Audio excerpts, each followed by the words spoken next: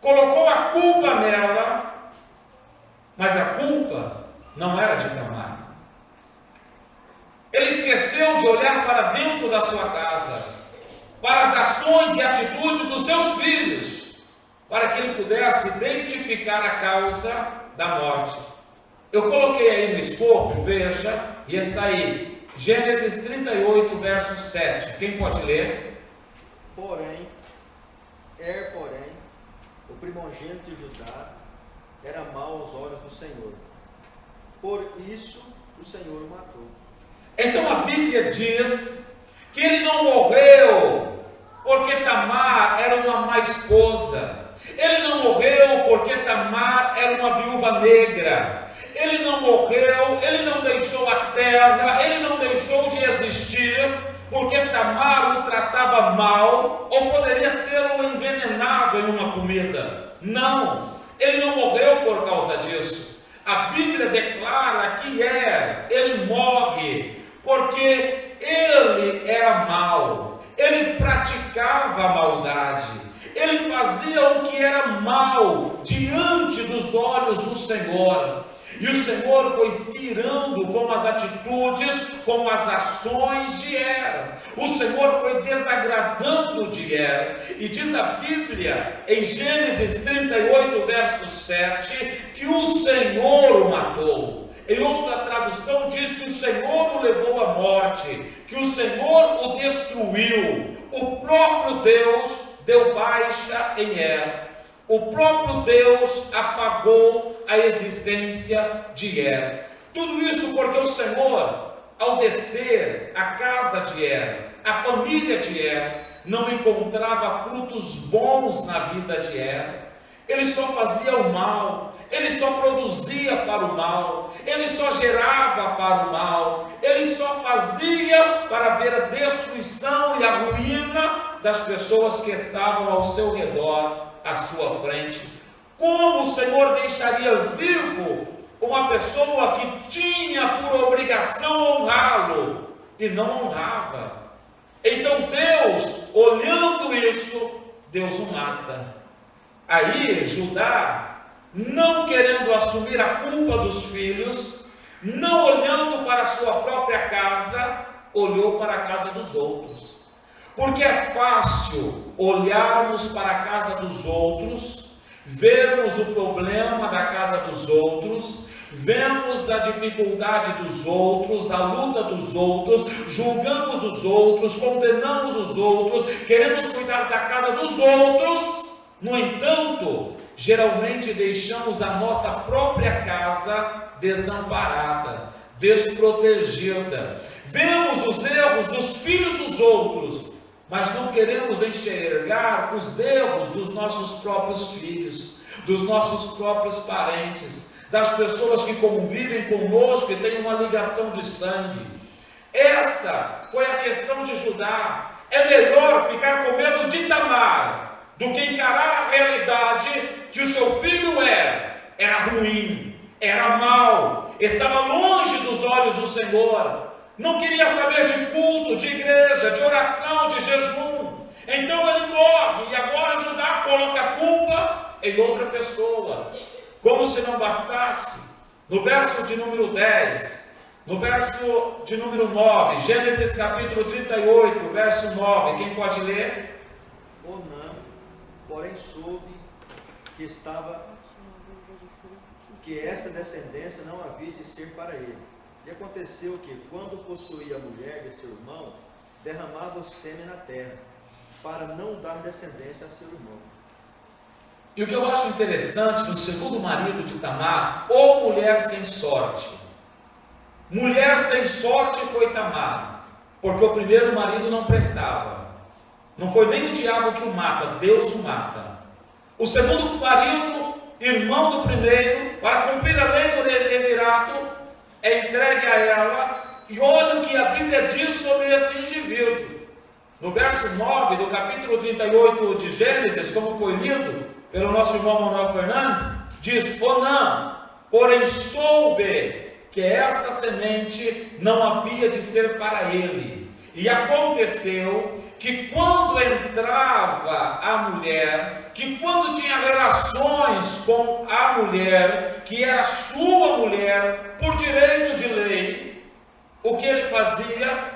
Derramava-se em terra para não dar semente a seu irmão. O interessante aqui é que quando ele tinha relações com a sua esposa, ele fazia com que o sêmen caísse em terra, para não fecundar a sua esposa, porque ele sabia que a lei do levirato o faria com que o filho da esposa que ele estava até engravidar, porque depois que ela engravidasse, ele estaria livre e ela ia cuidar do seu filho para dar continuidade à geração do seu irmão. Agora Onã, ele não engravida ela de pirraça.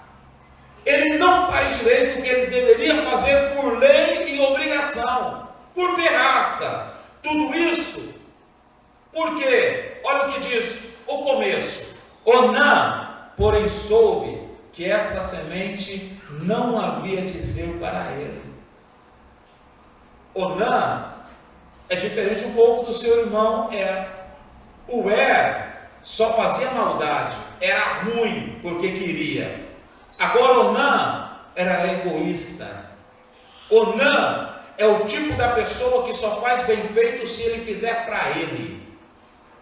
Onã é o tipo da pessoa que só edifica bem edificado se for para ele.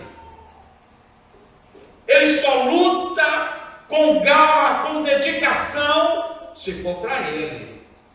Onã é o tipo do obreiro que só faz bem feito se for para o departamento dele, se for para a casa dele, se for para o destaque dele, se for para o crescimento dele. Se ele olhar e perceber que o crescimento não vai ser só para ele, mas vai ser do corpo, vai ser da igreja, vai ser de todos os departamentos dentro da igreja, ele não faz direito. Ele não faz direito. Onã não fecundou Tamar, porque o filho não seria dele.